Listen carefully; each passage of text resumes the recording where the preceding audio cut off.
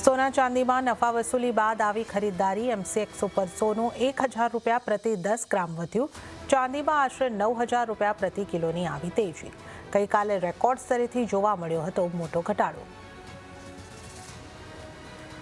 જોકે Russia Ukraine વચ્ચે શાંતિ કરારને લઈને અનિશ્ચિતતાને કારણે ક્રૂડમાં વોલેટાઇલ કારોબાર। બ્રેન્ટમાં $61 પાર કારોબાર। નાઇમેક્સ ક્રૂડમાં પણ નોંધાઈ તેજી।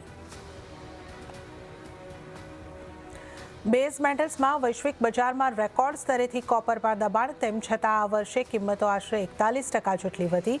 જોકે સ્થાનિક બજારમાં જોવા મળી સારી ખરીદદારી। અને નવેમ્બરમાં ઇન્ડસ્ટ્રીયલ પ્રોડક્શનમાં ઉછાળો। ઓક્ટોબરની સામે IIP ગ્રોથ 0.4%થી વધીને 6.7% રહ્યો। માઇનિંગ, ઇલેક્ટ્રિસિટીથી લઈને કન્ઝ્યુમર ગુડ્સ સુધી બધામાં સારી તેજી।